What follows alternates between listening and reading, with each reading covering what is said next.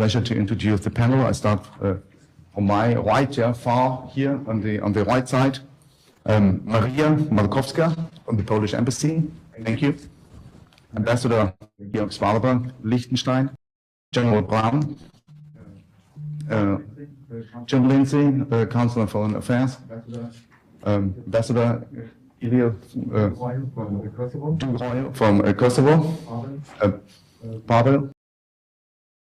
Markiewicz, PISM, Institute for International Security, Warsaw, and Jim Townsend, also former Pentagon and Deputy Assistant Secretary at State.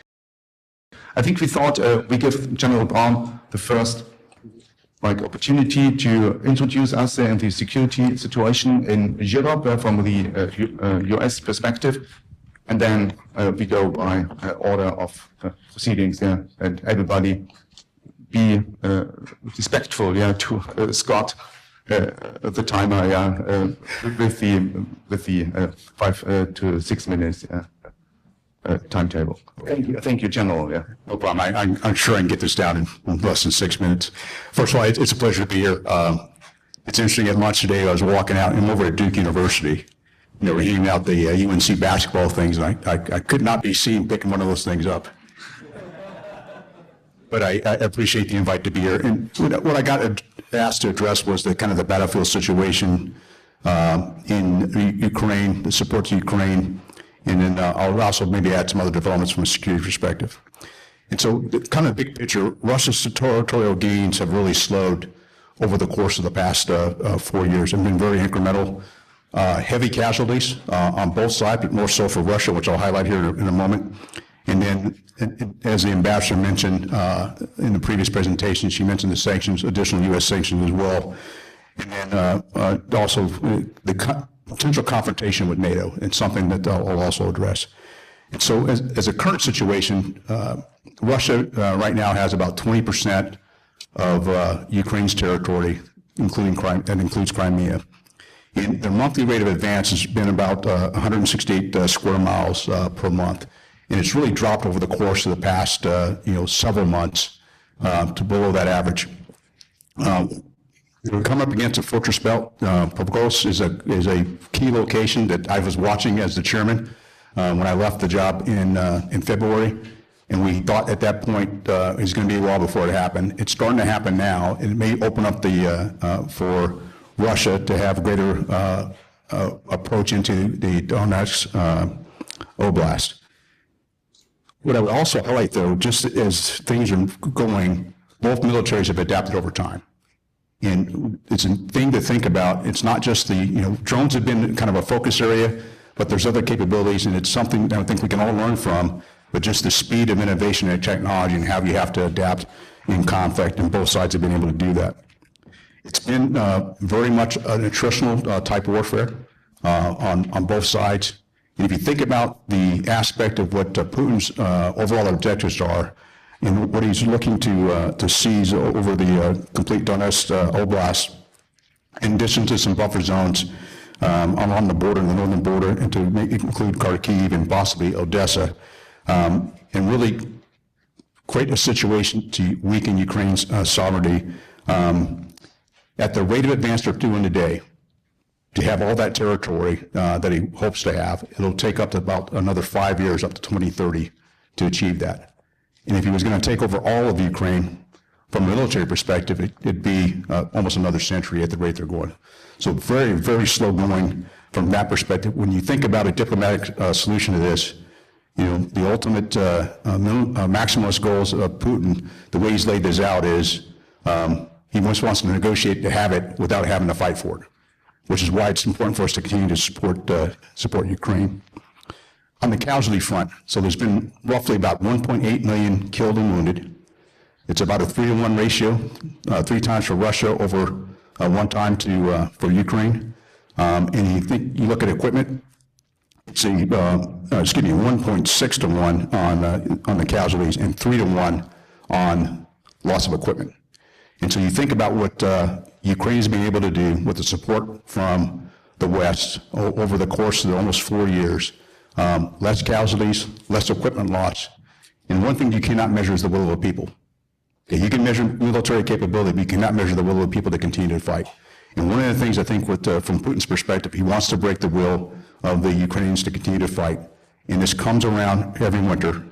And we're coming back in the winter again, where you will see how the strikes may take impact on their energy capacity as well. As far as support from the West, Ukraine Defense Contact Group, or the Liechtenstein Group, I personally was involved in my role as a chairman. In the change of administration, that organization continued to provide support to Ukraine, and particularly special capabilities that are focused not only today, but long-term capability for Ukraine.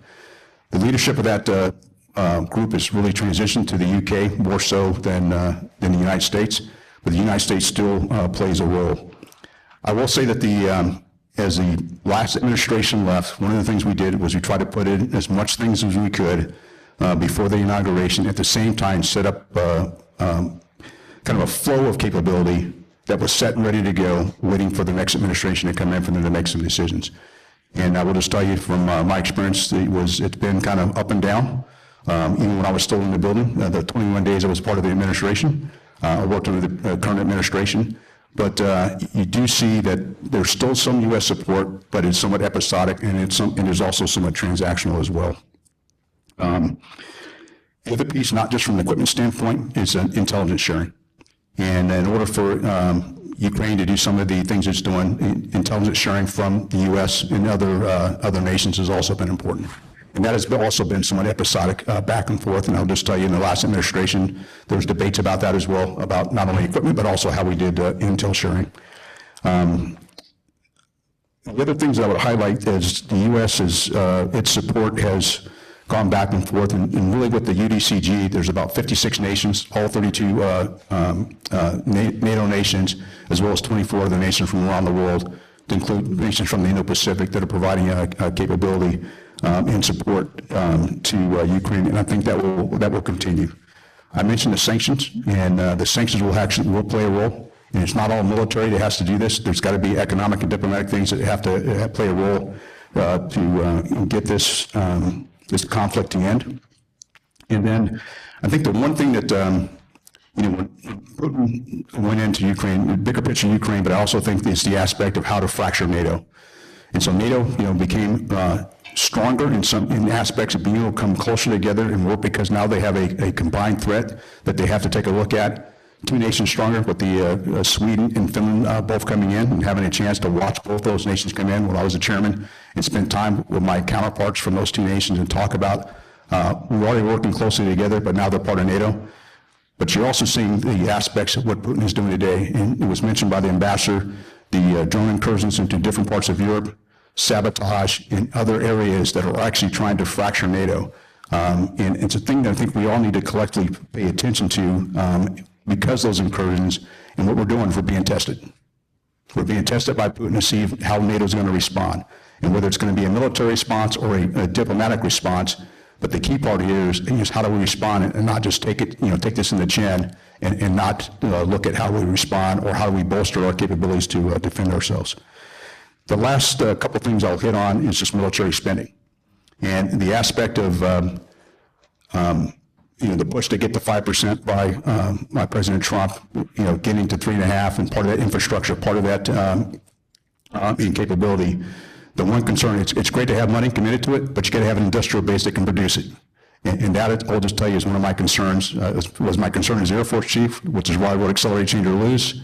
It's my same concern as a chairman. It's my same concern as a retired general officer and as a citizen of the United States. Is the fact that we have to make sure you can have all the money you want, but if you can't produce anything, that's interesting, but not relevant to our security.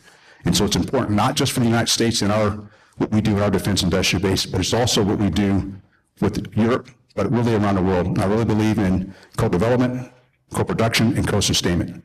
My analogy is like a church picnic. You want people signing up for different parts, not everybody bringing potato salad. You got to make sure that we can all do our part to bring capability, because the goal is not to go to conflict. And what we need to do is actually have a strong industrial base, which actually brings capability very much more quickly as a sign of deterrence. And I'll stop there.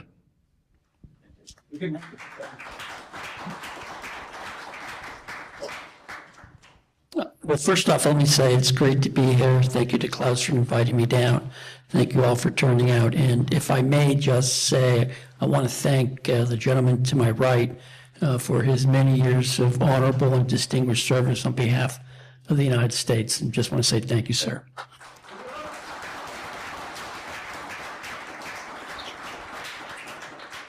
I guess I now have 5.5 minutes, so I will limit myself to 3 points. I'm a college professor by training, so I'm used to speaking in 50-minute blocks of time. First point, I want to state the obvious, which is U.S.-Russian relations are as bad now as they've ever been. I just want to go back to the first panel this morning. I think Jim Townsend made the point that we're effectively at war with Russia as it is right now. You can call it a proxy war, a low-level conflict, but I can assure you from the vantage point of the Kremlin, Vladimir Putin sees himself at war with the United States and the West. That's the context in which we are operating, and I think we should not lose sight of it.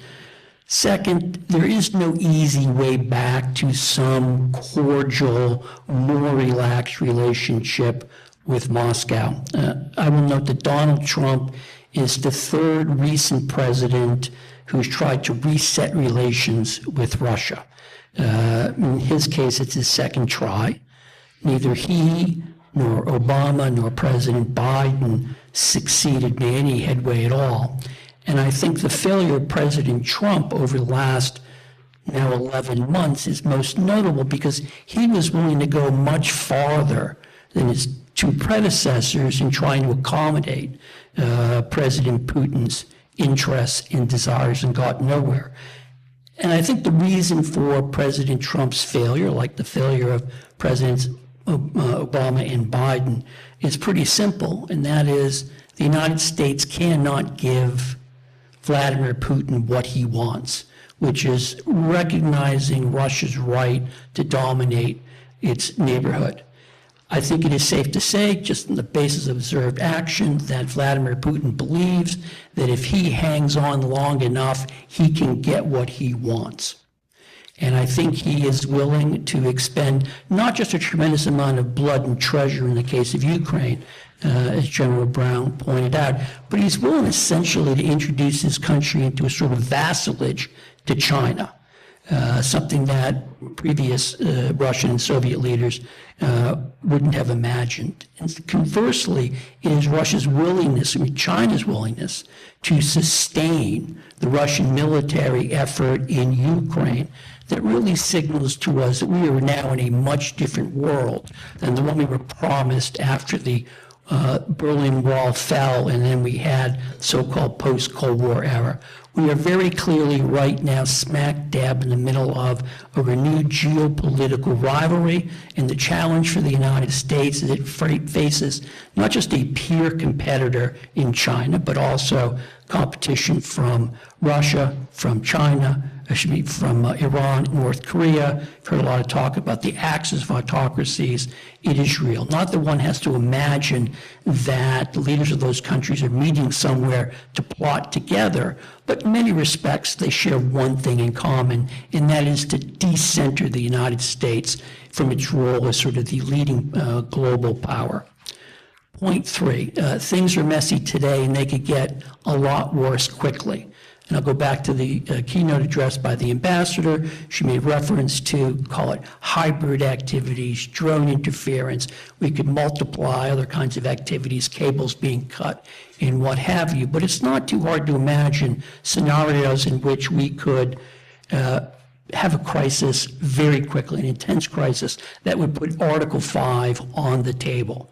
I mean, just think back to what happened in September with the drones coming across the border into Poland. And now the Polish government said it will shoot them down.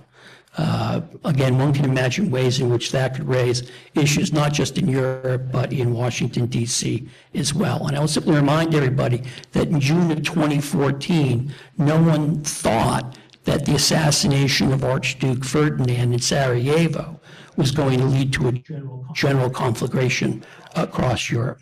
Second thing I would point out, just in terms of where things go badly, is we're entering a sort of a new arms race, the death of arms control. The New START treaty expires in next February, and we're in a situation in which the last remaining limit on the number of weapons the United States and Russia can have, as well as a number of transparency mechanism and devices are going to go by the wayside.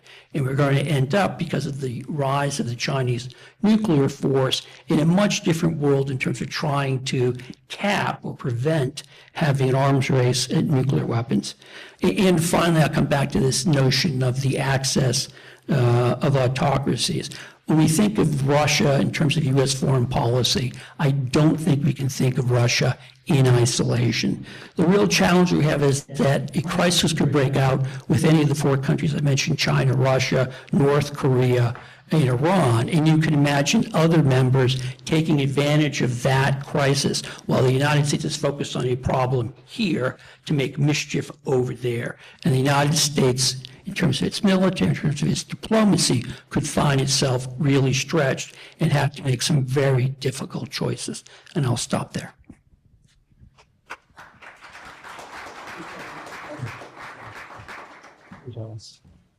Thank you, James.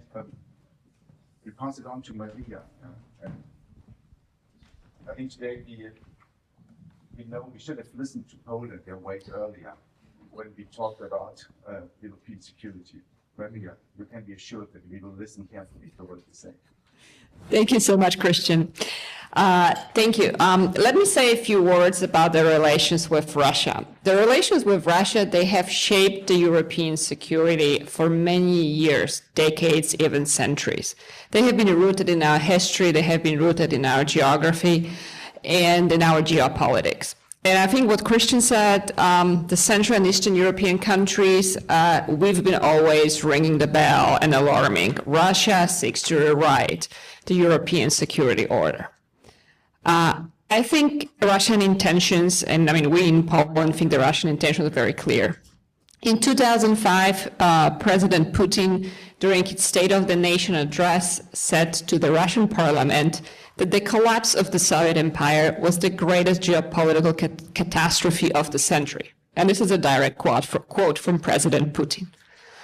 So I think what we can say, what he said, but what we've been seeing how Russia has been behaving in its neighborhood, it is trying to regain this neo-imperial ambitions, and our foreign minister like to call it the colonial aspirations of the Russian Empire. In 2021, in December, President Putin sent two letters. One letter was addressed to, at the time, President Joe Biden, and another letter was addressed to NATO leaders. What he was basically saying, he was saying that he wants to take control over Ukraine, or at least decide about everything that concerns Ukraine. But also, he said that he wants to have a word to say about the NATO eastern flank, the countries that are proud NATO members, proud members of the Transatlantic Alliance. For us, this is simply a no-go.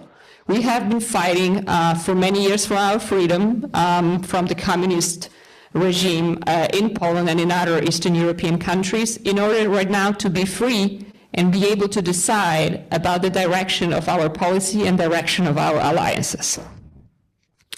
What we've been seeing in terms of Russian behavior since 2008 with the first invasion in Georgia, then we saw 2014 Crimea, then we saw 2022, we saw the full-scale aggression at Ukraine. What the Russians are saying that yes, we provoked the Russians, it was NATO who did this. But actually, I can quote you our foreign minister, Mr. Radosław Sikorski, who gave a very interesting speech in February 2024, where he was replying to the Russian ambassador at the UN Security Council. The Russian ambassador said exactly this: West is denying the Russia's security interest. And our foreign ministry clearly responded to him saying, no, we only started to rearming ourselves when Russia started to invade its neighbors. And that's what we heard, I think, from other panelists as well. Again, 2008, Georgia. 2014, Crimea. 2022, again, full-scale invasion of Ukraine. How we should be dealing with Russia then? And I have another quote for you on this, and this is Senator John Toon in 2022. Right after the Russian invasion, he made a public statement that is still publicly available, and he said in the statement, the only thing Putin responds to is strength. So the United States must send a strong and unified message that this aggression will not be tolerated. From our perspective, from the Polish view, that's how we should be treating the aggressor. We need to be talking to President Putin from the position of power, from the position of strength, not showing him the weakness.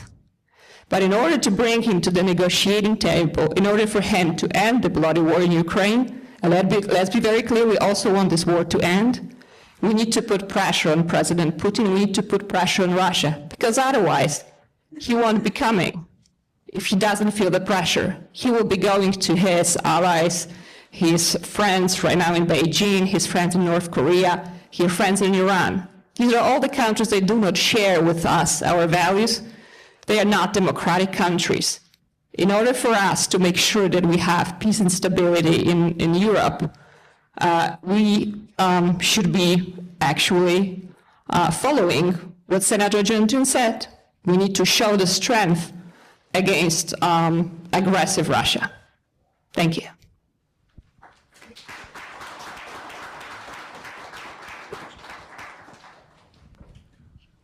Pawel, do you have a microphone or pass it over to you? Yes, yes, and then Jim would be the next. If you would continue a little bit the insights and share the insights from the Polish perspective, because Poland is an interesting case. Full solidarity with Ukraine, but still sometimes some resistance from inside Poland when it agriculture exports. Ukraine accession to European Union, so it's a little bit an ambivalent situation in Poland. Norbert, thank you. Sure, no, my pleasure, and I'm really happy that I can put my historian's cap on as a historian of 20th century Central and Eastern Europe and Polish history. This will be great for me. I think that's important, but I kind of wanted to maybe try to answer the question of what drives Russia's rivalry with the West a little bit in this context of the panel. And I kind of broke it down into three subcategories. So the first I call is back to the future. And we kind of heard that from my colleague Maria when she mentioned that the neo-imperialism or imperialism, the return of imperialism is driving Russia's foreign policy at the moment. And through that, kind of how we see it is that Russia wants to be feared as a competitive great power once again. So it wants to reclaim its sphere of influence over Central and Eastern Europe, which it had during the Soviet times, during the Tsarist times.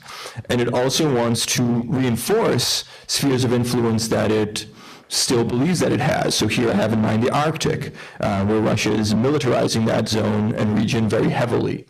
From the Russian perspective, fear is seen as a respect for the power of Russia. And the main tool that it has at the moment is aggression. That's the only kind of development model that Russia has to offer the world. There's no other alternative from their perspective, at least, or how we see it.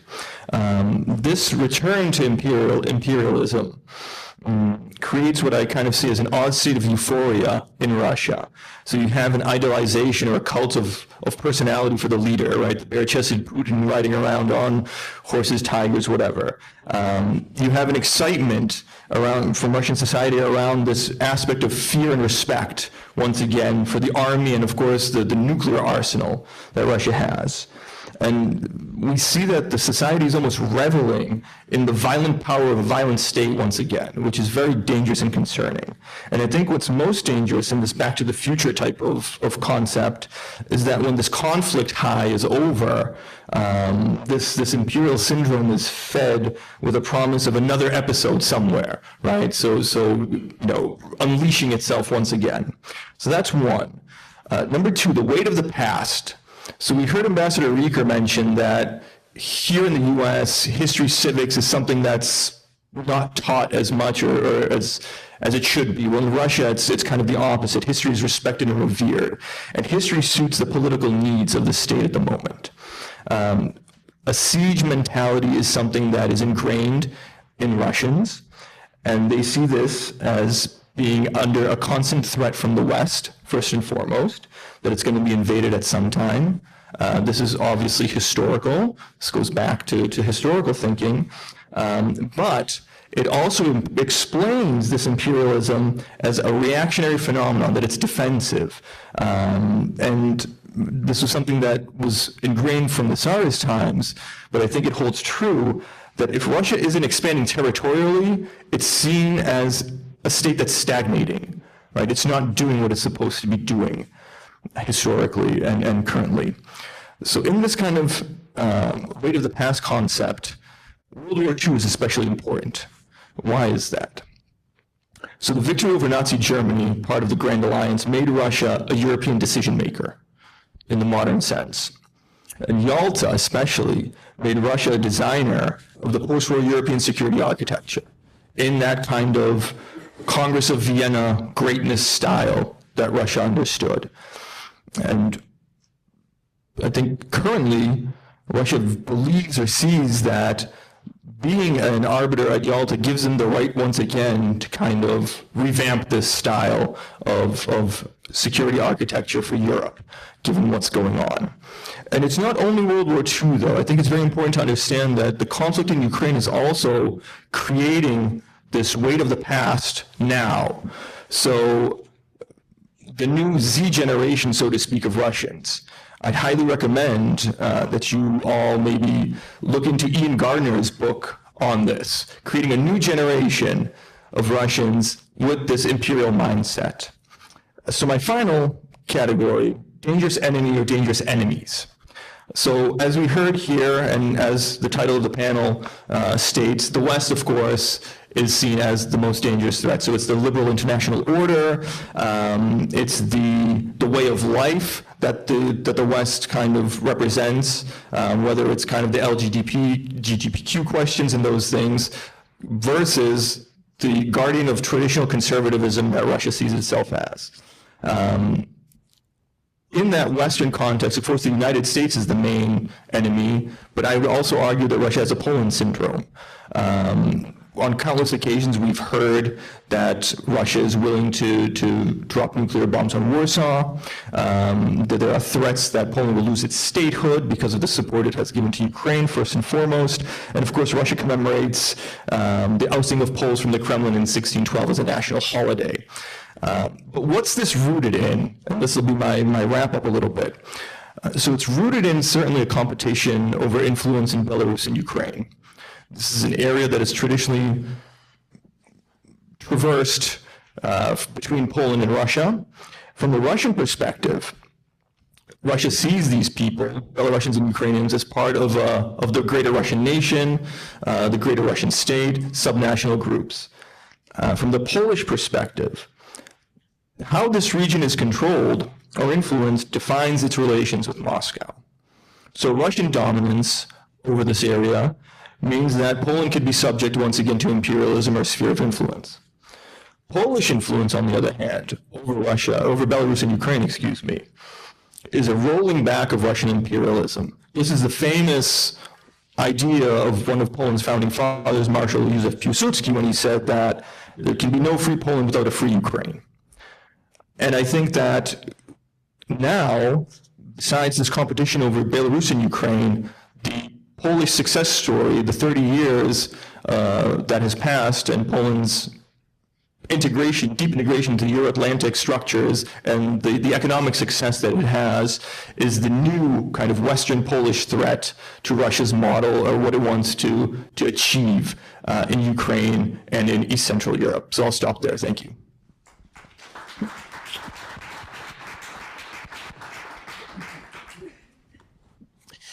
Well, once again, I'm here to throw cold water on everyone. But before I start, what I want to do actually is turn to General Brown and tell you on behalf of all the civilians in OSD policy where I was, how much we thought of you and what a great chairman you were and what an honor it is to be up here with you. So I wanted to make sure we said that.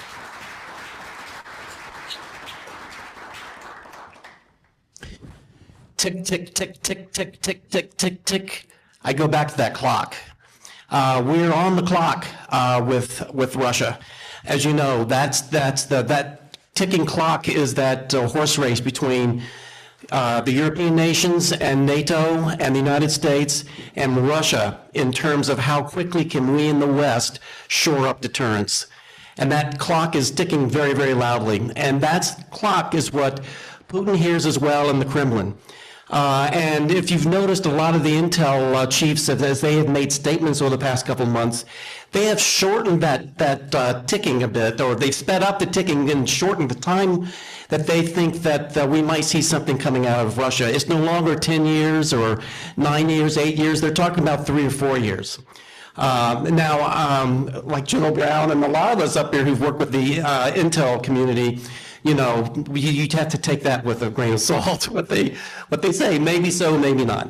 But it's something that I think we have to focus on, in the sense that when you think about Putin, I can't help but would think that why would he wait 10 years for something to happen? If he, you know, was just laid out these grand goals that he has, why would he wait for Europe to get stronger? Why would he wait for the United States to get its act together in terms of our own procurement, and all of us trying to learn the lessons from Ukraine, which we, in terms of drones and how modern warfare, at least right now, is being fought with drones, and that we're not up on that the way we should be. Why would he wait for Donald Trump to leave the White House? Why would he not look on this as a window? And I think that's what some of the intel folks are looking at, I would think, is that the time where the gamble for him is best suited for a victory is within the next few years. And so I throw that out to you all. I don't know. I don't know what Putin is thinking. Neither do the intel people. But I think it's important for us to put this into our minds in terms of the seriousness within which we have to turn to our business, whether it is talking to people at home, whether it is work you might be doing in the defense industry or in OSD or wherever you might be. We don't have a lot of time. Assuming that Putin rolls the dice. He might not. Maybe if Putin were listening to us right now, he would laugh at me and say, "Do you think I'm stupid to roll the dice against NATO?" I think he's gotten to a point, or we have gotten to a point in terms of our weakness, in terms of deterrence, where this might be something that would be very inviting to him. There are 3 documents that are going to be coming out of Washington within the next 30 to 60 days, although that was also promised 6 months ago. And this is the National Security Strategy, the National Defense Strategy, and also the Global Posture Review. You know, the National Defense Strategy, National Security Strategy, I've gone through many of those over time, and you know they've got a place. You know, it's something for the think tanks to talk about. It's something for you know, it's sometimes they're valuable. A lot of times they really aren't. They have a shelf life of maybe 2 weeks. But I would just say a couple things on these. Number one is, I think these documents this time around, granted how changeable Trump is and how his people follow exactly to what he says, it might be, given some of those things, this might be something to pay attention to. Trump does what he says. I don't think he's going to read these documents, but the people who are writing it probably are listening to him. So I think we're going to want to pay a little bit of attention to these documents, but again, grain of salt. But the third document is the most important, and I mentioned that this morning, and this is the Global Posture Review. This is something that all the administrations do.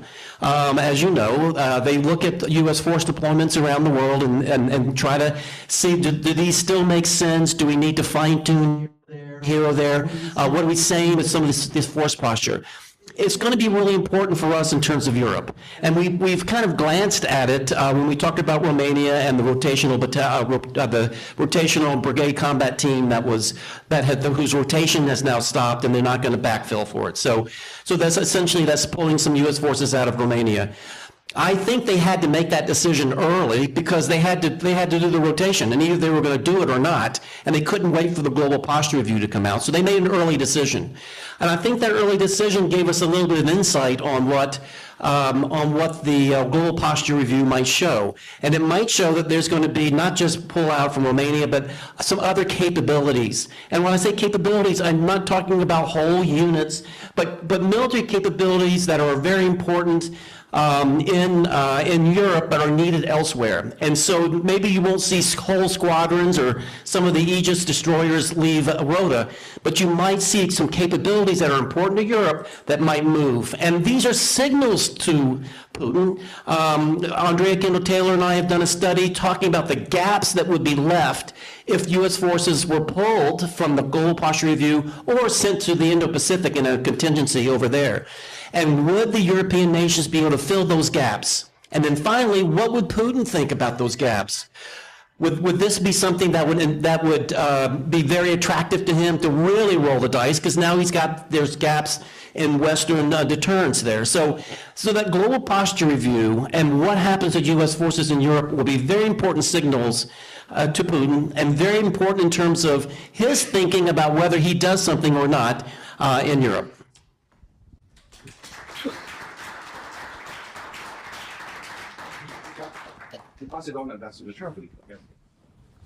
Thank you. Well, it's a great honor to be part of this panel. I really enjoyed all the insights, and we'll try to just share a few thoughts from my perspective. First, when it comes to contributing and supporting Ukraine, I really believe and subscribe to what General Brown said, that everybody has a role to play in different capacities, sometimes asymmetrical ones, but it is important at least to show that solidarity. And for a country that is not a member of NATO and that has its own, of course, challenges, and it's in the process of restructuring its own security forces and so on, according to a blueprint and a plan that we designed with the US and other partners and so on, we really try to be as creative as possible. There's a few things that we've done is like, since 2014, we adopted sanctions like against Russia, which at that time was not as fashionable as one can imagine, and drawing, of course, triggering quite an outrage and ridicule on the side of Russia for a country of their 1.6 million people who dares to defy and adopt sanctions. Of course, we've been doing other programs as well. More recently, including in areas where we've gained expertise by the fact of having to go through war 25 years ago and so on, like in demining. That is one of the areas where really we build strong capacities and we'll be sharing as much as possible. And of course, training their soldiers together with UK and other partners and so on. So we try to do a lot, and of course, it's never enough and so on. There is also with Pawel's insights and comments, really analysis, I thought it was so precise. One wonders also what the aspirations and the goals of Russia are, including in my part of the world, which is fortunate enough not to be sharing a border with Russia and so on, but we do have, let's say, our own challenges. And it appears as a sort of multiple theater where that arsenal, as Mr. Townsend in the previous panel labeled it, it tries and shows capability to disrupt and shows capability to try and destroy and to thwart all the successes which has been achieved jointly with enormous sacrifices on our side, with enormous contributions and engagement, including military and political, economic, and so on and so forth. So in our part of the world, in Kosovo, and I think in the region, we really see this vividly. Obviously not the front line, but it's not, I think it's good or prudent or safe to neglect it. Now, there is another element which I really want to emphasize, and where, while support for Ukraine is galvanized and maintained and continues, and is all good and fine. But again, I'll quote Mr. Townsend when he said earlier, I think that we need to stand as a bulwark against bad actors around the world in order to avoid 1939. And there are multiple bad actors, so that is something that we really need to understand and I think highlight and recognize. Because while there's been this tendency and preoccupation with maintaining support and peeling out support from Putin from different countries, I'm afraid that inadvertently there's been created, at least in our part of the world, the sense of supporting smaller little arsonists in the name of fighting the big one. And that is equally dangerous, because you want to listen to Poland, as you said. The point is to listen to Poland when we should have listened to Poland. Not today. It's still important. But I was supposing one of my previous postings was in Stockholm, and there I would really listen to these insights from my Baltic friends. So they were most of the time, of course, dismissed. So very often we find ourselves, and when I say we, I don't mean only as a representative of Kosovo, but also of my colleagues, let's say, of Montenegro or Bosnia-Herzegovina and so on, where we say, listen, if you have just last month opening in Belgrade of a Russian historical society, that's not just something that you can dismiss it. It's not just some sort of association. If it's headed by Sergei Narishkin, director of the Foreign Intelligence Service.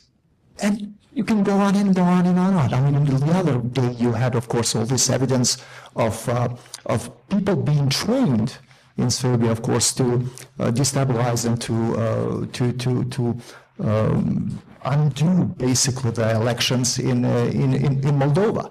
And then you had another one. This was just 2 months ago. And then again, I think in September, we had these cases of people who were finally arrested because they were going around, trained in Serbia, of course, but then going around Europe, France, Germany, and so on. And then with this very sinister plot and idea to throw some pigs there in mosques, to do some action against synagogues and so on, to try and drive this wedge and to use different sentiments against for the goals and for the ideas of Putin, who obviously benefits from expanding the front line, if you will, and undoing all the achievements that have been made.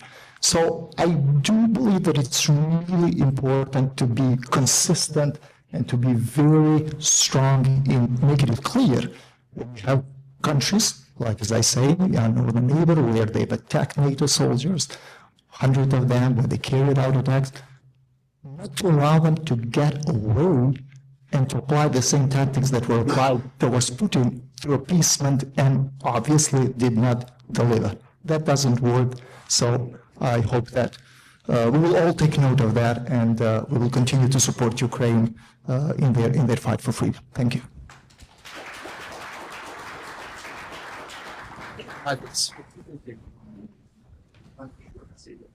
Thank you very much, and it's really a delight to be the last speaker of this distinguished panel. And I thought I'd start by apologizing to the general that he's seated next to the one country that has abandoned its military 150 years ago. But I think it allows me to pick up on the analogy that you referred to with the church picnic. And of course we believe that everybody has to bring something to the table when it is about pushing back against this Russian aggression. And I thought I'd talk a little bit about what the contribution of a country like mine has been, and how we see our role in going forward. Of course, taking a step back with the full-on aggression by Russia against Ukraine for the Liechtenstein government, it was very, very clear from the first moment that we would fully condemn the aggression, but also to consider this not as an aggression from one country to another country only, but really as an attack on the rules-based international order and as an attack on the system of cooperative security that has so long, guaranteed the peace on our continent. Now, this is a war that is very close to our home as well. Of course, countries on the front line, neighboring countries like Poland, make heroic efforts and bear the brunt of the fallout of this war. But even for a country like mine, 2% of our population are Ukrainian refugees by now. So the war in its sort of kinetic dimension is far away from us, but it is very close to our hearts and in our minds. And it has been mentioned also this morning when it comes to Russia's hybrid efforts, to create insecurity, to create challenges and risk. It doesn't really matter so much whether you're geographically close by to the front line or not. So from this perspective, my government's approach is, of course, to do what it can to support efforts to help Ukraine. And we do very much hope that we come soon to a stage where, we have a fair and just peace for Ukraine. But in addition to that, we also have a key interest in ensuring that Russia's aggressive behavior is effectively deterred, and that we don't end at a state where Russia comes to the conclusion that this was in any way worth it, or there have been gains out of this aggressive behavior. And how we look at it, of course, a very central element of that deterrence is accountability. There is a military dimension to it, to which we cannot really contribute much, but there is also an economic dimension to it, and there is an international law dimension to it, and our focus is naturally on the latter two.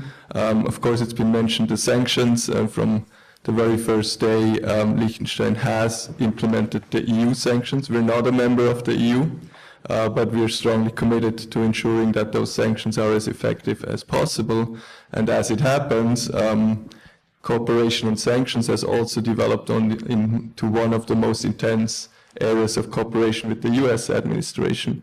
For a small administration like ours, that's a challenge sometimes, because there is overlap between the European and the American sanctions regime, but there could be much more coherence and much more cooperation in that, and I think it would probably be helpful in terms of increasing the efficiency of it. But it's a very important area of investment of our resources up to this day to ensure that the sanctions of our partners like the US, even though they have no legal force in Liechtenstein, are fully followed. They're fully followed as a matter of fact by the private sector, and of course we have a very strong interest to ensure that we are not abused as an economic and a financial center to circumvent those sanctions in any way or form. The second element, I would say, of economic accountability is reparations.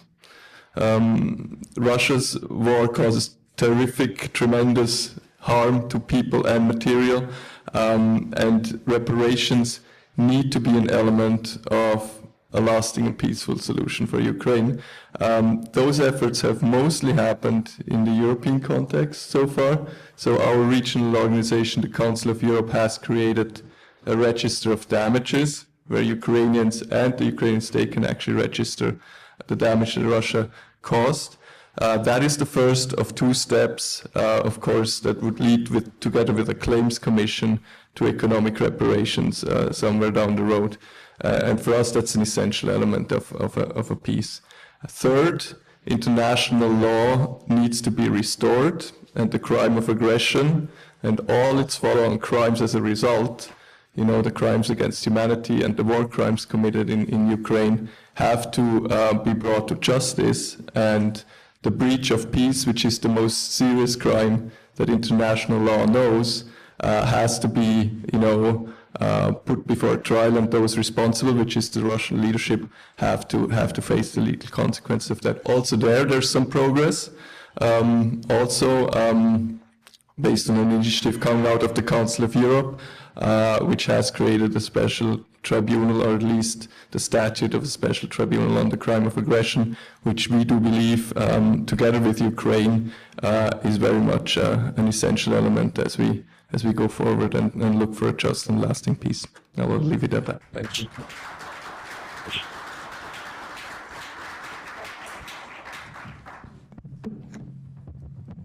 Let's see whether this is working. It is. So thank you so much for the panelists, for the great comments, and really across the board country positions in Europe, in the US, also for the historic analysis, allowing us to read Putin and Russia's strategy better, and also the military analysis of the battlefield, what's going on there. So we want to move now to our respondents. And I would ask first Mihaela Osorio, please, from the Romanian Embassy, to provide her comments. I know we can also do it maybe as you wish. You could stand here, we can provide you with the mic, as you wish. We can take this mic for you to you if you want. I'm scanning. Okay. Okay. So, thank you very much. It's been a fascinating discussions, and there are, is it on? There are a number of points, which of course, I mean, first I want to echo Maria and Pawel on Poland's reading into this situation. And, you know, I'm representing Romania today, so I cannot agree more with your assessment. And Pawel, very much on you highlighting in a way a new cultural model, which is coming out of Russia, a new way, in a way, of exerting power, which is so fascinating, and it's actually extremely contagious if you look at it.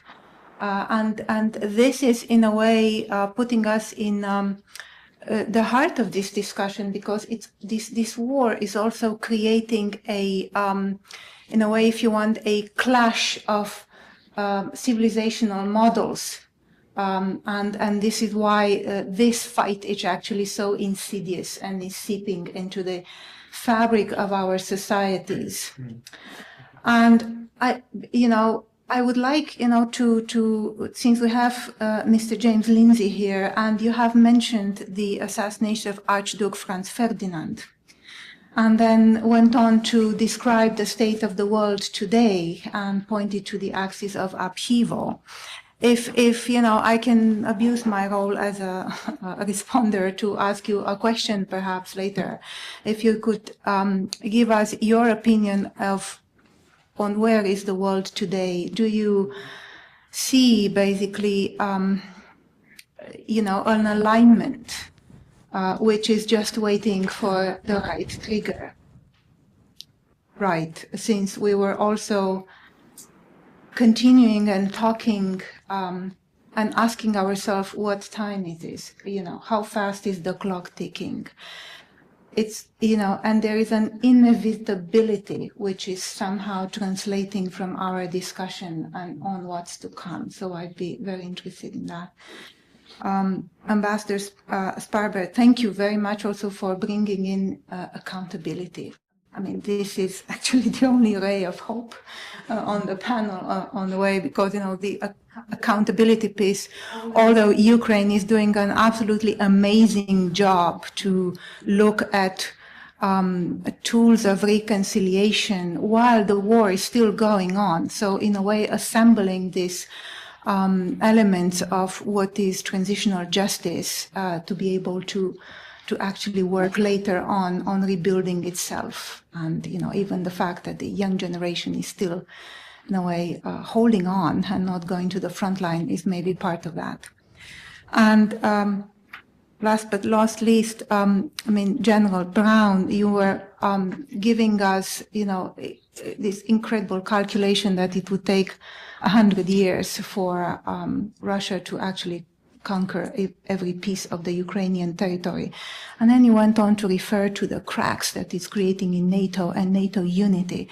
Can you tell us maybe what can we do better to counter that?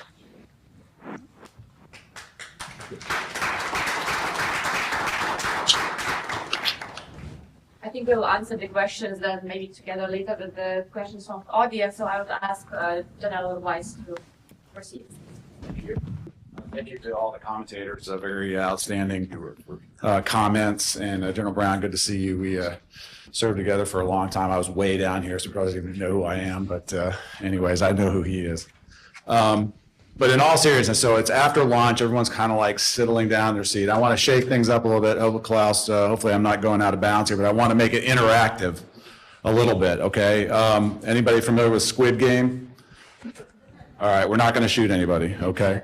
What I'm going to do is I'm going to throw out, so I think the elephant in the room here is we're talking about all kinds of things. There's all speculation, and we've talked about since this war started, if I can only get M1s in there, if I can get F-16s in there, if I can get ATACMs, if I can get Tomahawk missiles, this is the thing that's going to help us. But what are we talking about? We're talking about, and I mentioned this in my comments, ending this thing. So I'm going to throw out some controversial statements that I think are relatively true, and I'm just going to ask you to raise your hand whether you agree or disagree, and I'll talk about it for a little bit. So number one, Vladimir Putin doesn't trust anything that the U.S. or NATO has to say to him. Anybody agree or anybody disagree with that? All right, well, only a couple of people disagree that doesn't trust anything. So I mean, again, it's a kind of a loaded question, and feel free, no one's taking pictures of you, you know, whether you're answering or not. But all of these questions, there's nuances to it, right? So, yeah, cameras notwithstanding. But here's the thing: I think we understand that Vladimir Putin really, honestly, doesn't trust much of anything. It's a cultural thing. It's a historical thing. I mean, they trusted Hitler. They trusted Napoleon. I mean, it's never worked in their favor. And the Russians, if nothing else, know history. So I don't think So we need to go, when we're talking about what Putin is and not going to do, we need to understand he's probably not trusting anything that we're doing. When we talk about power and using force or the threat of force to deter, he understands that language. That's something he can see and he can measure. But when you sit down to talk to him, I do not believe that he is believing what you have to say. And the corollary to that is he's not coming to the table in good faith with us either. This is something that's in the news a lot. You know, he's pulling the wool over people's eyes. And I'm not, just because you're talking to him doesn't mean you're having the wool pulled over your eyes, but we need to understand that. Number two, there's no way Vladimir Putin accepts defeat in Ukraine. Anybody disagree with that? And the question there, of course, is what does defeat mean? I mean, he's obviously, regardless of how this happens, he's going to choose one way or the other. The thing we have to understand is, one of the other statements I have is, there's no way Ukraine is going to compel the surrender of Russia militarily. Does anybody disagree with that? So then the question is, when we're talking about giving support, what we're really talking about is outlasting Russia to the point, and really the strategic center of gravity there is Vladimir Putin. We're outlasting Vladimir Putin. Now that doesn't mean you can sit down with 100 experts and they'll tell you the next guy coming along is worse. Not sure if that's true. It's typically not. Vladimir Putin's not a guy that's going to like cultivate a lot of like heir apparents around him, because those people tend to want to seize power, you know, while you're still alive. So they fall out windows and things like that. So we have to keep that in mind. If he's not going to accept defeat, you know, how do we move forward within that context? I think there's no way that the U.S. and NATO get directly involved in defeating Russia militarily in Ukraine. I think there's people that believe that that still needs to happen. I think there's people that say we need to call, you know, the nuclear strategic bluff. That's a tough one. But I don't, personally, I don't believe that you're going to see, you know, U.S. tanks, airplanes, and everything else, except for one scenario. I think there's one scenario where you could potentially say, and this is Jeff Weiss, not talking on behalf of anyone else, but I would just say the one scenario is if Vladimir Putin comes up and says, look, I'm going to use tactical nuclear weapons on Ukraine and does it. At that point, I think this is just me, but you know, you start pulling that card, you're now undermining everything there is to say about how we go about defense. And then the last thing, of course, is again, I don't think that Putin is going to invade NATO directly, a NATO country directly. Article 5, there's too much at stake there. He's barely holding on in Ukraine right now. There's plenty of data to say that doesn't make a lick of sense at all. Does that mean we go back and say, hey, there's no worries, don't arm, or don't worry about deterrence? Absolutely not. But I am saying that it makes no sense for him to do something like that. We talked about it when he first invaded. And so think about all these different statements again, whether you agree or disagree, but these are part of the kind of premises that we need to deal with as we move forward to try to put an end to this. Thank you.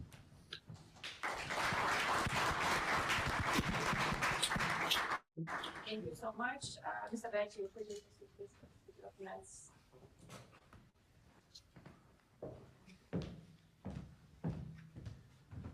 First of all, thank you very much for having me here, and I want to thank for the opportunity to listen to such a great speaker and such a great remarks about this topic.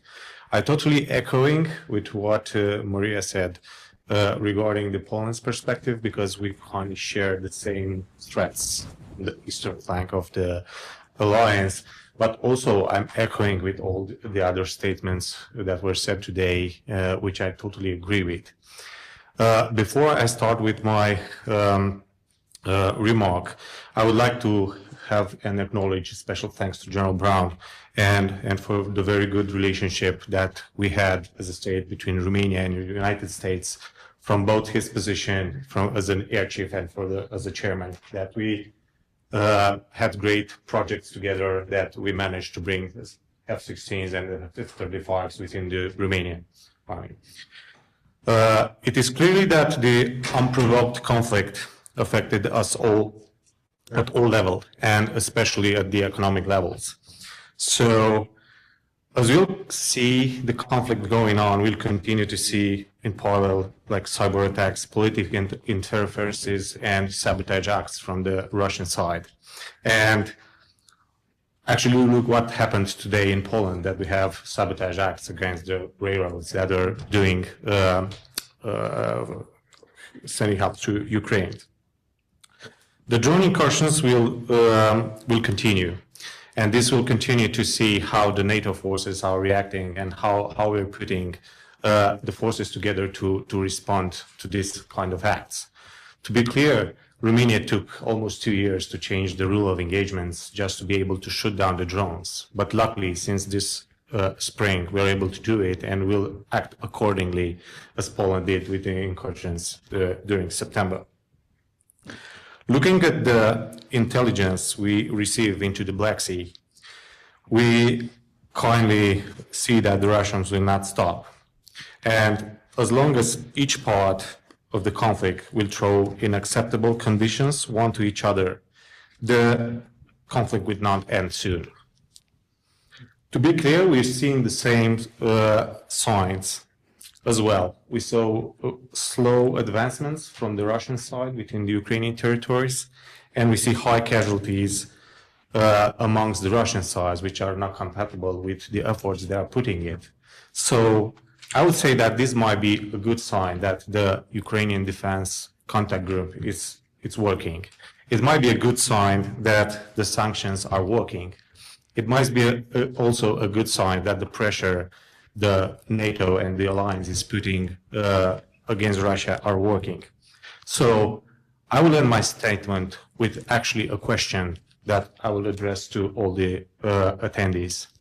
What do you think we can do more in terms of sanctioning Russia and do more pressure, create more pressure against them in order to stop the conflict? And thank you for your attention.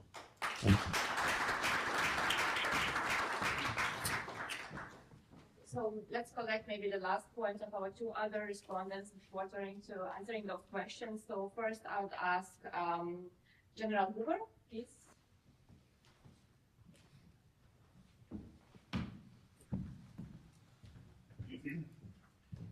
Thank you again for having me on the podium, and I can only echo what has been said to the participants.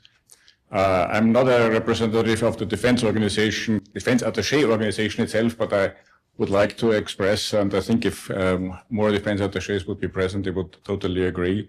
I would like to really extend my sincere thanks to you, sir. It's always a great pleasure, and you have been accessible to us and also to small countries like that. I think that's a sign of a great leader. Thank you very much. I would like to jump in and bring a little bit the Austrian note in my remarks as well. So first, as you know, Austria is a very small country, neutral country. We talked about this before the lunch. First, Austria, in the similar situation like Liechtenstein, did exactly the same. So we condemned this unjust, unprovoked invasion. And as we are a member of the European Union, we supported all sanctions, even though our industry and our economic was hit to a certain extent as well. And of course, we have about 80,000 Ukrainian refugees still in Austria, and we are not allowed legally to deliver arms, but we are very much engaged on the humanitarian side. It goes for the government and also for a lot of organizations throughout the Austrian society. I don't have nightmares, but I'm somehow worried with an outcome of this war, and I hope the war comes to an end sooner than later. But my worries concerning the outcome is that when this war ends, and again, hopefully it ends sooner than later, we have probably the most trained forces on the Ukrainian and the Russian side. True, this war doesn't encompass all details, what land forces and air forces can deliver. That's true. This is in somehow it's massive, but nevertheless a little bit restricted to some. But the door has been opened to additional methods and additional systems, mainly UAV and so on, which I heard and I believe that if you are 30 kilometers behind the front, you miss 1 month of experience.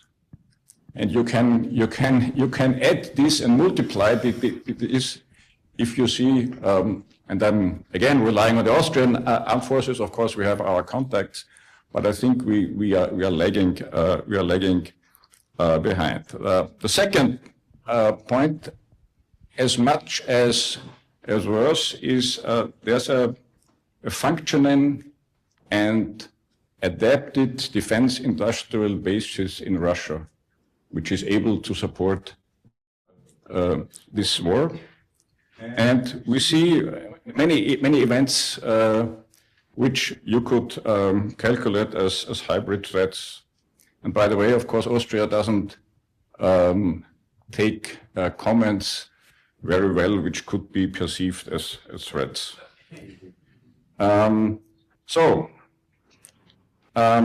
What's the sum up? We, of course, as a nation, Austria as a nation is, and probably also the European Union is too small, although the most support is coming, or a lot of support is coming by the European Union. So the idea that somebody steps in is not on the table. I totally concur. So we have to, let's put the hope in our Ukrainian friends that they are able to sustain this fight for a peace which, and this is the expression of the Austrian government, of course, we would like to see a just and lasting peace on that. Thank you.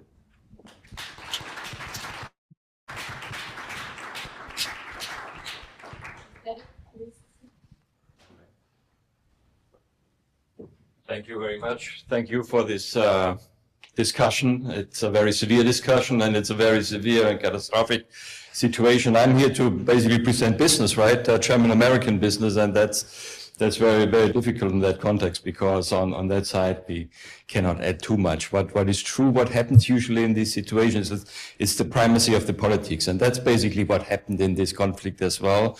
Primacy of politics, that means that German companies, for example, very early on basically completely retracted from Russia and otherwise trade came to basically stand still. We have about 400 or had about 400 companies invested in the United States. I myself for 2 years from 2005 to 2007 was in charge of our Russian business. If you see the situation now and if you think back at that time with how much enthusiasm and optimism we basically did business in Russia, created an office and so forth and so forth. You know, there's a memory. I don't think it will come back, right? That's just how it is. So, but this is what business basically has done. Also trade, there's still some trade going on, but it is on a minimal level, and it will stay that way. It's definitely not what you know. If talk at the boardrooms where you want to do and what you want to do. This is not the area you discuss right now. This is not the area you grow. This is all defensive, and I fear this will stay for a while. So I hope that you and the politicians find a solution, so to speak, or an end to this situation, hopefully in a short period of time. That would be my wish. And then let's see how we continue to deal with whatever comes afterwards or whatever comes out of it. I leave it at that. Thank you so much.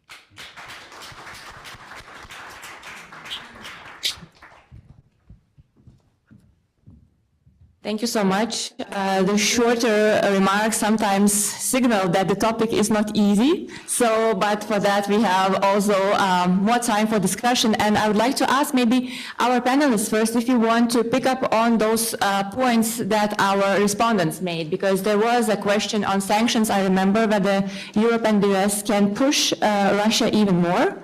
And then, Mihaela, you mentioned about vulnerabilities and those cracks in the alliance, right? So if you wish to pick on those aspects first and have some comments, we still have time to discuss that, and then we can pick up questions from the audience. Please, General. I'll jump on some of the topics that were maybe kind of directed to some of my comments, but maybe more broadly. Yes, there are maybe, you can look at cracks in NATO, but I also believe NATO is stronger. And the fact that, the conversation that happens in NATO today is different from the conversation we were having in NATO probably 3-4 years ago.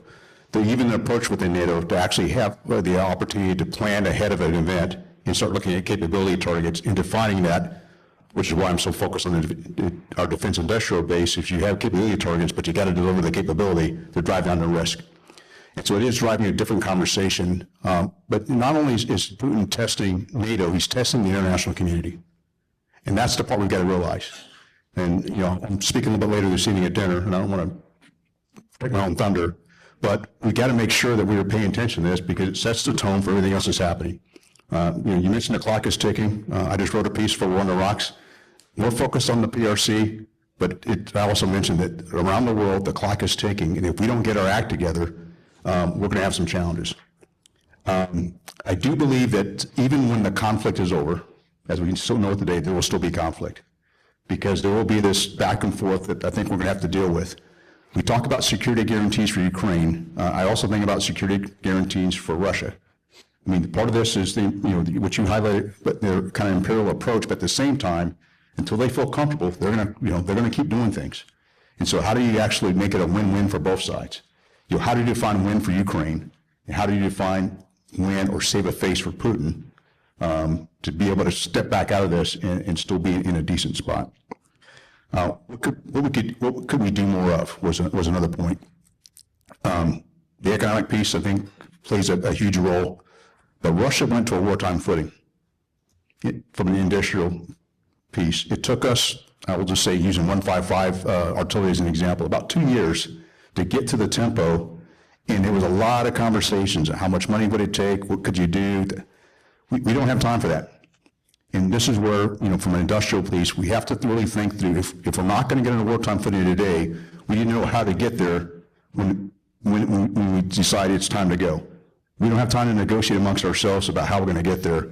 This is why it's so important to understand, our resources to actually build capability, our facilities, our workforce, our supply chains, to understand all that today. I mean, COVID taught us something about supply chains.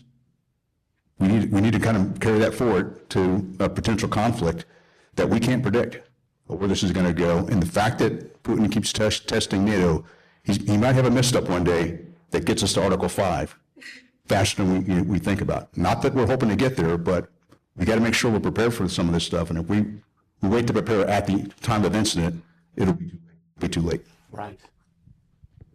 If I could jump on that and just foot stomp exactly what the general said, we've got to be thinking through these things now. And I talked about unity as well. And NATO has always had fissures. It's just the nature of Europe and the U.S., and not necessarily transatlantic fissures, but within Europe, North versus South. The threat, they had different threat perceptions by all of them. So we know that we could very well have a knack where there's going to need time to bring allies along. NATO is strong, and NATO has had to bring allies along, whether it was Libya, there's other operations, the Kosovo operation, we had to bring allies along. But this is where I go back to this point about if there's going to be, what the general says happens, where we find ourselves suddenly in an Article 5 type of situation. The Russians have called the Polish bluff about flying a plane, whatever. I mean, we're susceptible to this because of the tensions that we have. So if we suddenly find ourselves at an Article 5 situation and we're having trouble bringing allies along and time is moving, I'm just making the point that it might be a coalition of the willing up in the Baltic area that begins to move forces or begins to do these kinds of signalings that will buy us time for NATO to make a decision. And so in terms of thinking through what those scenarios could be, I hope that flank up there is thinking about that. And I can go into more detail about that, but I think it's an important thing to think through is how can you buy time in a crisis for NATO to make a decision that might take 2 weeks? I mean, remember after 9/11, it took a little while for NATO to go to Article 5. And so then that was pretty straightforward in a lot of ways. So I think we need to think about that. Second thing is, I don't think, and to clarify some things I've said, I don't necessarily think that Putin has to attack a NATO nation. It's not tanks through the Fulda Gap. It's not what we saw in 2022 with Ukraine. There's other ways that Putin can blackmail NATO or make NATO look weak or embarrass NATO. You might have heard of the Narva grab as a scenario where they take a little bit of Estonia and dare NATO to do something about it. There's ways that can happen, and that's something to think about. Don't be swayed by someone that says they'll never attack a NATO nation. They don't have to attack a NATO nation. They can humiliate NATO, which would be pretty bad. And the last thing is this. Don't think that there's a sequencing where Putin feels he's got to take care of the Ukraine situation first, and then he's going to go off and do something else if he's going after these goals. He probably thinks he can do, depending on what he has in mind, he probably thinks he can do it at the same time he's doing Ukraine.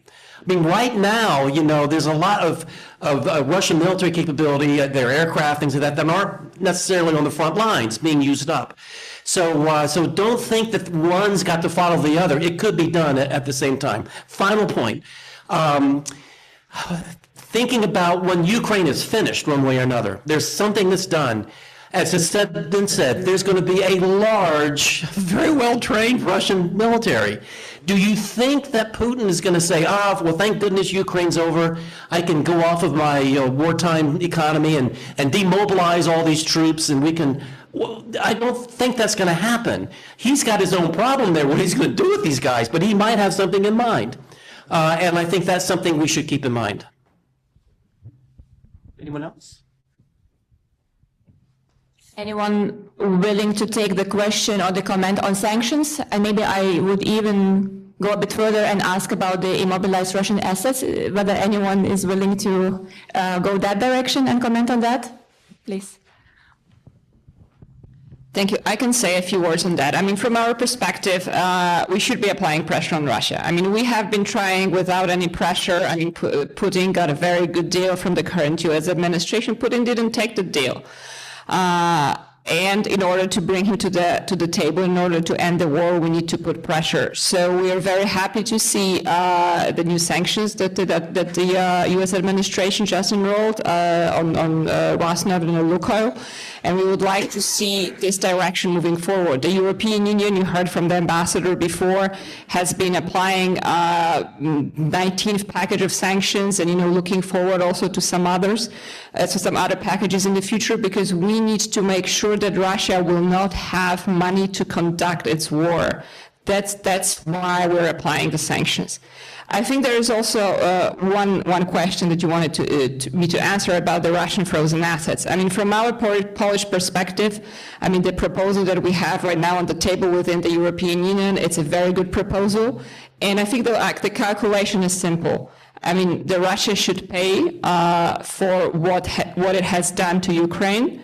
From our perspective, we need to continue to support Ukraine, and otherwise, who's going to pay for it? We, the European Union, will pay for it. I mean, the US, we know very clearly what's the position of the current administration. So the best solution to that is that Russia pays, because Russia is the aggressor. That's why Poland stands very firmly behind the idea of the current proposal to use as a loan some of the frozen Russian assets to pay for the Russian aggression on Ukraine. Thank you. And I think it was today in the news that von der Leyen offered a solution to the Belgian government as how to secure this solution, how to help the Belgian partners to kind of get out safe out of this sometimes, debacle, legal debacle maybe with the assets. Yeah, just maybe one more word to that, because, I do want to also mention, our Belgian friends. I mean, we do agree also that they are in a very difficult situation, so it's not that they should be left alone in this whole, circumstances, because we know, that the majority of assets are, under their supervision. So we strongly also support, the guarantees that we can give to the Belgian government in order for them to make secure that they can do this move. Thank you. Okay, thank you so much. So let's pick up some questions from the audience. Please, here, gentlemen. Yes, please. First of all, I want to acknowledge your comment about the importance of history with Russia. Russia fought a 100-year war, the Circassians, and they fought almost continuously the Ottoman Empire until the start of World War I. So even though he wouldn't be around, maybe Putin would be fine with it taking 100 years. And my question is for you, General. The line still is moving west. What will it take for the line to move east? I don't know that those, that's a very difficult piece for Ukraine. It's partly not only, the aspect of providing capability to defend itself, but actually generating combat power to be able to, take back territory. Because it's moving so slow, and really if you think about the pause that, after the offensive in, I guess that was in 23-24 time frame, the Russians actually laid in a lot of mines. So it makes it even more complicated to navigate through that space. So I don't, I see a hard time of, even when we had the big counteroffensive that was planned and it didn't go so well, that's going to be a challenge. And the other part too is having a force for Ukraine with enough capacity and force and manpower to be able to take a counteroffensive and hold it. Think about when they went into Kursk. I mean, they surprised us all, because I'll be honest with you, they didn't really share that with us that they were going to do that. They were able to hold it for a while, but it slowly eroded away because they couldn't maintain. And so therein lies part of the challenge. If nothing else, the more they can slow down the Russians, the more opportunity we have for some potential to lay out some type of diplomatic solution. And that diplomatic solution will probably hold us for a little while, because I also kind of agree, this ain't over. If you get to some type of diplomatic solution now, it's going to look for an opportunity. I mean, go back to 2014, they went into Crimea, and they've been fighting since then. We just don't talk about that part. And that conflict will continue, and this thing will be something we're going to have to deal with, which is why I think NATO needs to be ready. And as you think about the aspect of some type of security guarantee for Ukraine, and you can debate whether it's in NATO or out of NATO, but if they're in NATO and they get attacked again, that brings in all of NATO. Is that a deterrent enough for Russia? I don't know, based on their vision of what they want to be able to do. So regaining territory here in the near term, I think is going to be a bit of a bridge too far. It'll be a challenge. Not saying it's impossible, but it's going to take more than what we're doing today. I often say you can't keep doing the same thing and expect a different result. So something dramatically has to change the tide in that direction. Anyone else willing to comment on this point? Good. Okay, so here in the first row, please. Second row, sorry. Hi, I just want to say thank you all for coming again. And my name is Jackson. I'm an undergrad student here. And I wanted to ask, and this just might be my inner philosophy, so it's kind of a backwards question. Do you think it's possible for NATO to maintain a credible threat without being overtly threatening?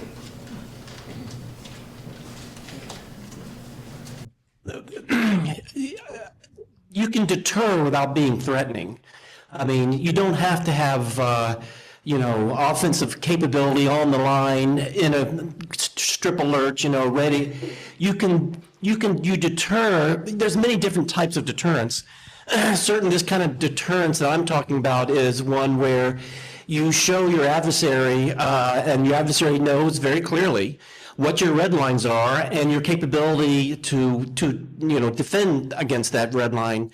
And you communicate that, your adversary knows that, and you keep that capability up and the readiness up. But that doesn't mean that that readiness and capability is necessarily offensive. It can go offensive fast, but it's not there to go without the trigger by your adversary. So that's what I would say on that. Just with any question, if you would like to, just feel free to join the answering. Yes, Mr. Red Tie, please. Yes. Thank you.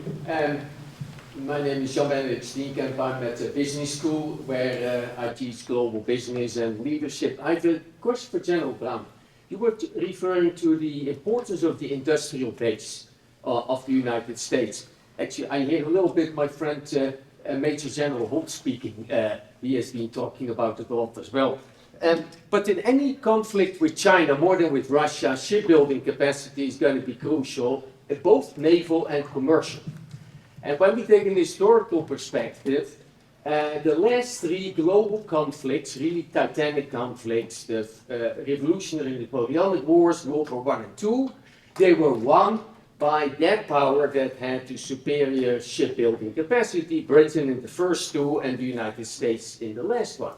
Now we are in a situation where actually China has superior shipbuilding capacity. And what do you see, what can be done against that? The moment is if we try to rebuild that shipbuilding capacity when the war over Taiwan has already started, it's too late. What's your thoughts on this? Well, the first thing I would do is maybe think about the domains that exist today that didn't exist back in the eras that you just talked about. Space and cyber are two domains that are a key factor that will play. And I really believe the first move will not be in the maritime environment, it will be in space or cyber. Matter of fact, some of that's already happening. So how do we strengthen ourselves in those two areas? And I think the aspect of standing up the U.S. Space Force and a greater focus on space and commercial space puts us in a better position than we probably would have been without the move towards commercial space and the stamp of the Space Force. I was going to come in and be the Chief of Staff of the Air Force, so I was going to have to do air and space. I was so glad that Jay Ramey became Chief of Space Operations, a good friend, because he had somebody focus on space and raise the awareness of what's happening in space. Because before, we could not talk about space as a warfighting domain until after the Space Force stood up.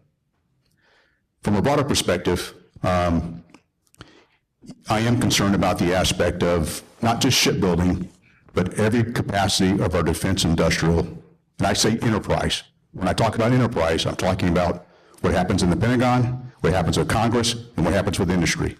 Because if we're not all working together, we're not going to be able to do shipbuilding or anything else at the speed we're going to need to. But we can wait till there's a crisis, then we determine now it's time to get our act together, and then we start working together. It's important that we start laying some of those things out today. By the same token, how do we work with our allies and partners? And when I think about allies and partners, I don't just think about, often when you hear a military member talk about allies and partners, we think about military capability. I'm thinking about business and commercial as well. And we have countries like Korea and Japan that are pretty good at shipbuilding, in some cases better than we are. How can we work with them to get past our own laws of made only in the U.S. to work with those countries, not only to build shipbuilding capacity, to repair capacity, because if you get into conflict in the Indo-Pacific, you don't have time to ship ships all the way back to the United States to get them repaired. How do we depend on allies and partners in the region? And so we got to broaden our perspective on the defense industrial base and how we work more closely with all of our allies and partners, which maybe some may say is a bit of a challenge right now, but I'm so optimistic, and I'm thinking long term, because you can't throw in the towel now and say, hey, this is really hard. Yeah, I know. But if it's important, we got to do it. And we got to, knock heads if we have to make some of these things kind of come together. But I think there's capacity to do some of this, and there's interest in doing this, but we've got to think about, not just talking about shipbuilding capacity. How do we build a workforce for tomorrow? I visited several of our shipyards, and they have a hard time maintaining people. And if we can't be consistent in the delivery of what our requirements are and you have a steady flow, they can't have these ups and downs of a workforce and try to keep them and become a viable shipbuilding company. So we have work to do, really, I think, across the board to be able to, not just in shipbuilding, but other areas as well.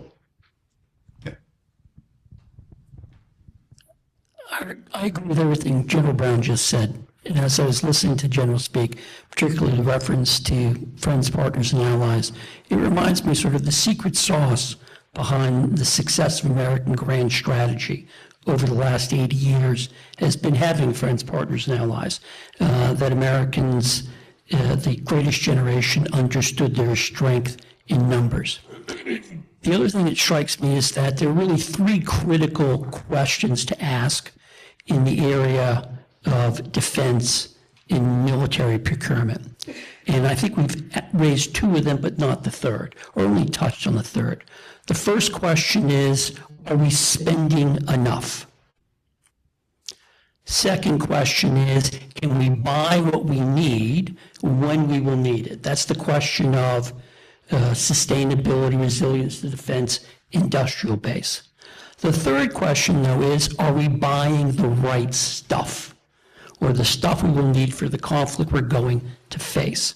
And I'll just say, I'm glad I didn't have the privilege of serving as chairman of the Joint Chiefs of Staff, because those are really big, really tough questions with people who have real great insight can disagree bitterly. I mean, it's a big question about what extent you rely on legacy systems. How quickly do you innovate? Where do you innovate? To what extent do you win by having greater quantity versus greater quality? Those are all tough questions to decide, because at the end of the day, there is a budget constraint of how much money you can spend. You have to make choices, and your hope is you make the right choices. So first of all, you deter a conflict. And I think maybe the part we may have glossed over in General Brown's initial remarks is the reason you build a military establishment is so you can deter war, not so that you get to fight one.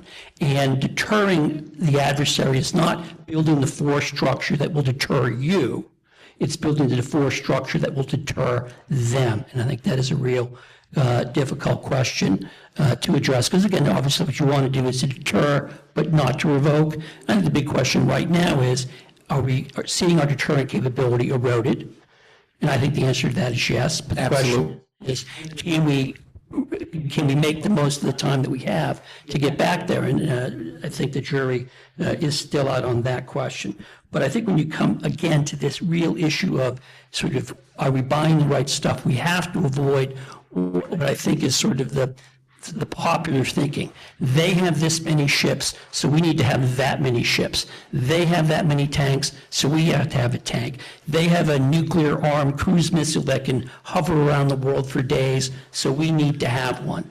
And again, that I think, I'm a civilian, but my sense is at the end of the day, military strategy, your success does not hinge on simply matching your adversary weapon for weapon. And when our political debates get mired in that, we end up making the wrong decisions for the future that we face.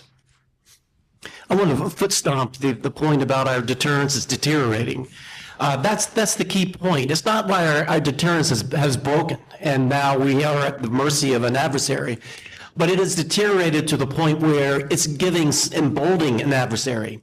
It's emboldening an adversary that adversary thinks that he can have his way and not bear that cost that deterrence puts on your adversary.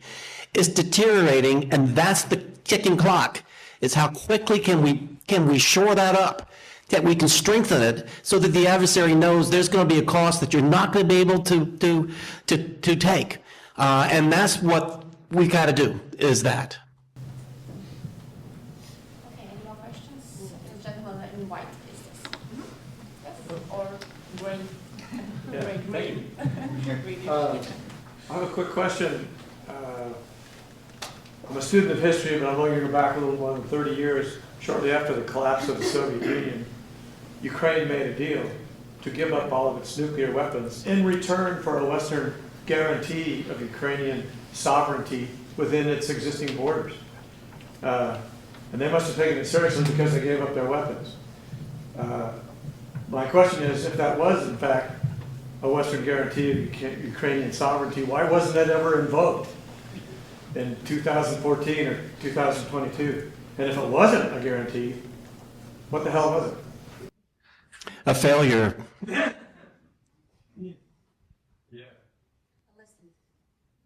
And a lesson. And a lesson for Zelensky. You know, that's what he's up against, is he doesn't want another Budapest memorandum. And how can you, as the West, give him something better than that? If you can't give him NATO membership, do you give him another piece of paper? The coalition, the willing that the European nations are putting together, they say that's going to go into Ukraine to back up any kind of peace agreement. Putin is saying, no way you're going to put forces into Ukraine. So that's a big dilemma for any kind of peace agreement is exactly that question. And the lesson that certainly Zelensky and a lot of people should have taken. And a shame for people who sign. Yeah.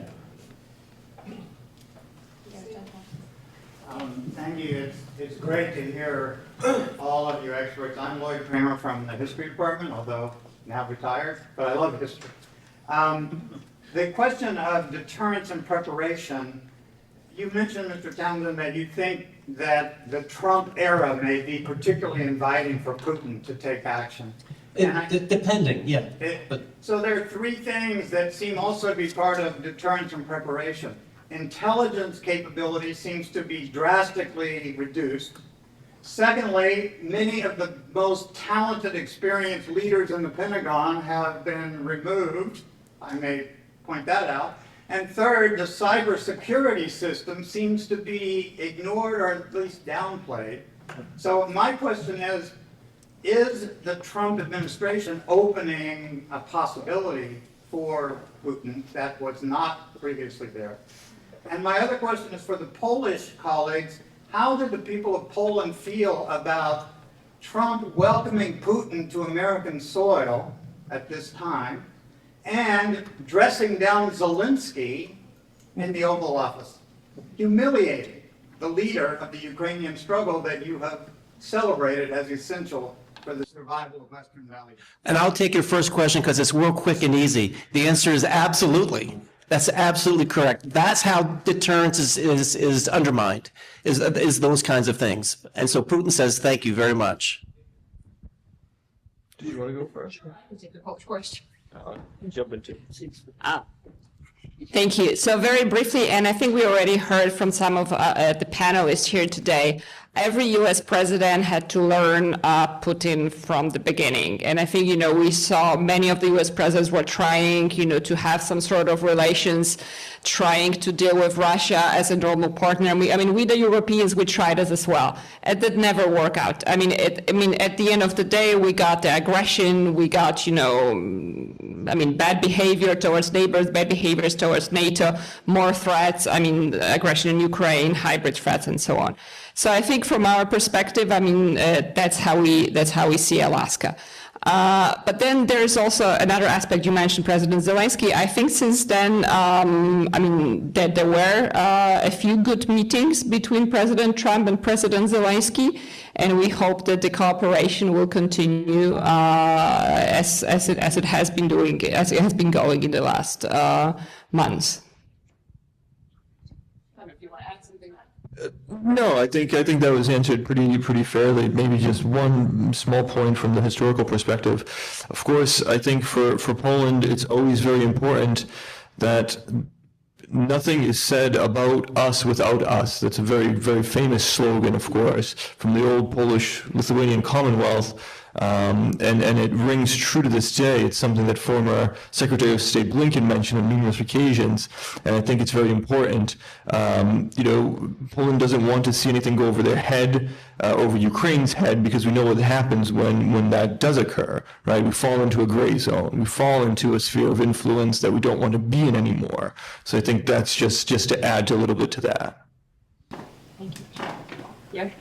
Hi, thank you. I'm typically a China researcher, but I'm also a German national, and hence I want to ask about a question that has been closely discussed in German society, and I'm sure in other European countries over the past few months, and that's a question of military preparedness and military service on the European continent.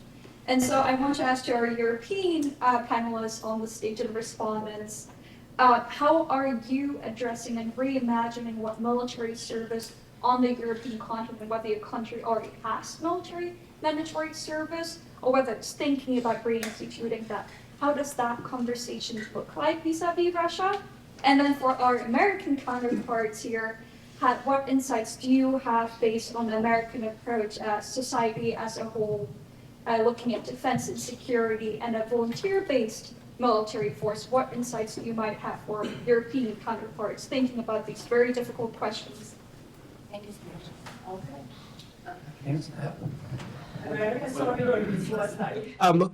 Just to say that it's an interesting question, but it has a little bit of history to it because it was the U.S. that pushed, and I was part of it, under orders. But anyway, we went to Germany particularly. I talked to the Germans and others saying, and this was in like 2000, I think 2006 maybe. After 9/11, we really redid a lot of alliance nations, redid their military forces. So did the U.S. into this counterterrorism mission. And so there's a lot of things that were changing. The Russians were not the threat that they have become. And so we were pushing nations to save money as well, in some ways, was to push them away from conscription and push them into having smaller professional militaries. And I remember talking to a German general, and he said, "But Jim, we get a lot of our best civilians who take a civilian job in a hospital rather than be conscripts. Are you telling us that we won't have that?" And I said, "Well, we're suggesting that we go to what the U.S. has, which is a volunteer professional military. You guys should do that too." Well, that might have been an okay thing, just like just-in-time logistics was a good idea back then, and we were pushing that too. Times have changed, and so we now need to do the numbers game. And so now we're going to Germany and saying, why don't you guys go back to conscription? So as far as, it's there's no advice that we can give them that has been right. So I think it's really, what does Germany need? And I'll let my colleagues from Europe talk about this, but what do they need for their particular requirement, their particular structure? Can they meet it through volunteers, or are they going to have to do conscription? And the U.S. might have to do that too, all by the way. But anyway. I could jump in. Sure. And oops. Germany was already mentioned. I think it depends from country to country. So that's a national decision, of course, of the politician there. So the discussion is open. I think Sweden, if I hope I don't make any mistake, it's Denmark, it's Germany, it's Croatia. So a lot of countries are thinking and adapting to their needs as they seem it necessary. Also in Austria, we have a commission to make our mandatory service longer. We have a very short one. Now that discussion is going on, there's no formal decision, but this is on the table. And the driver is, of course, the aggression against the Ukraine. Plus, as this was pointed out, the readiness has to change. It makes a total difference if you have small expeditionary forces or if you are thinking that you have to go to homeland defense. That's happened in Austria, and I'm pretty sure in most of the other countries I've mentioned, similar thoughts are provided.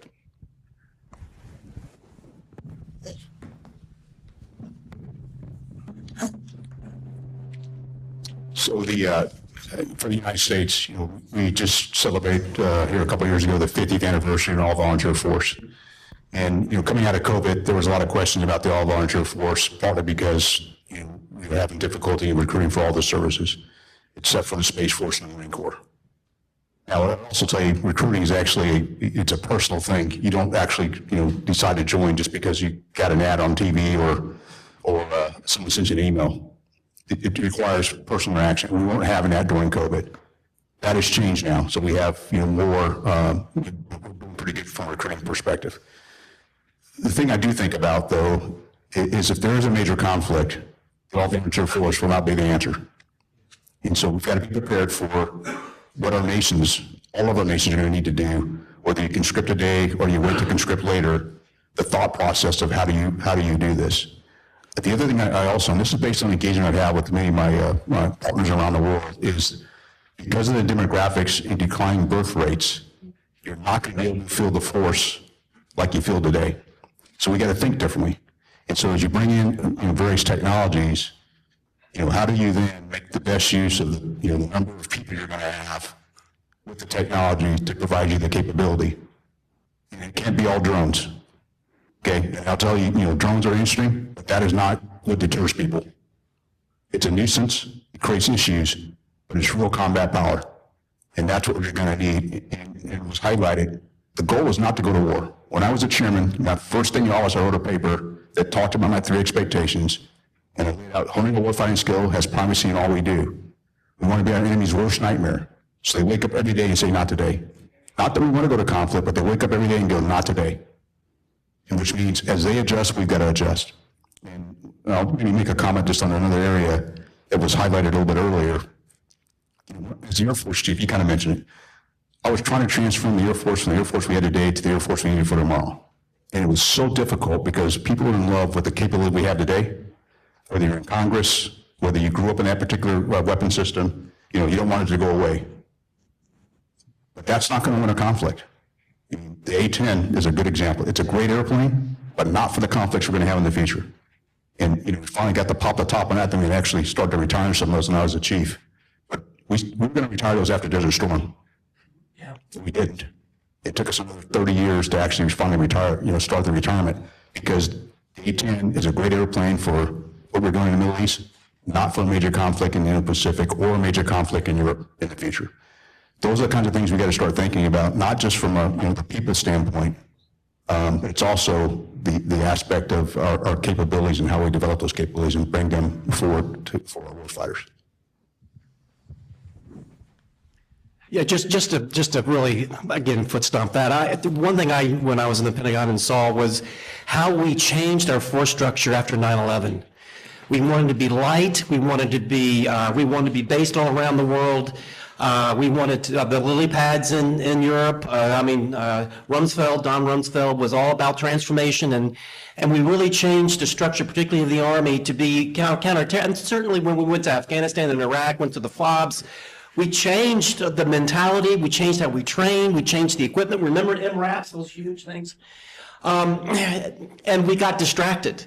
So when suddenly we had the rise of China, then a more aggressive Russia, the force structure we had, and you mentioned A-10s after Desert Storm, I remember that very well too. And so we found ourselves, whether it's still flying A-10s or whether it's the Army, all of a sudden having to go back to maneuver warfare, going back to peer-on-peer, which they had lost the bubble on, because they had been doing so much when the counterterrorism role in Iraq, Afghanistan, which they had to do. But that's something when you think about where we are today and what we've been saying today about how do we get to this place.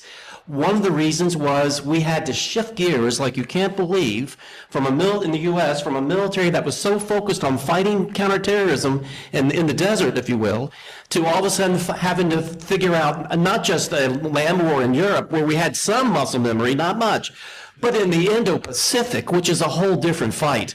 So it's been quite a struggle, so when we've talked about racing to try to get back our deterrence, et cetera, that's one of the reasons we had to do that, is because we're really having to shift gears into a place that a lot of young officers and others have never been part of, because they were focusing on counterterrorism, and now all of a sudden it's drone warfare or whatever it might be.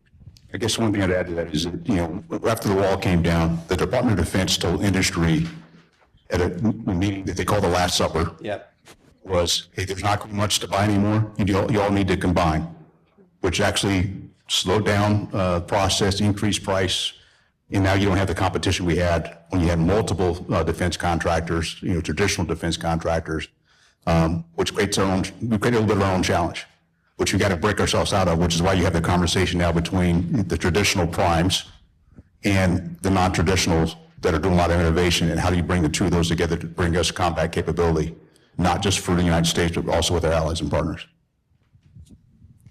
Yes, if I may, and since this was raised, towards all European countries, share something that may be relevant just for so many history students that are apparently here. Like, we don't have conscription, and we have a very small professional army. But actually, part of that is also due to the fact that with liberation of Kosovo, one of the commitments, one of the, let's say, pledges and arrangements was for the disbandment of the army and that, of the guerrilla structures. So that is our tantamount of Budapest Memorandum, if you will. I mean, we obviously didn't have warheads, but still we committed to disband that and to disband the structure, and then gradually from one step to the other to build small defense capabilities, and fully in line, of course, with NATO standards and in full interoperability.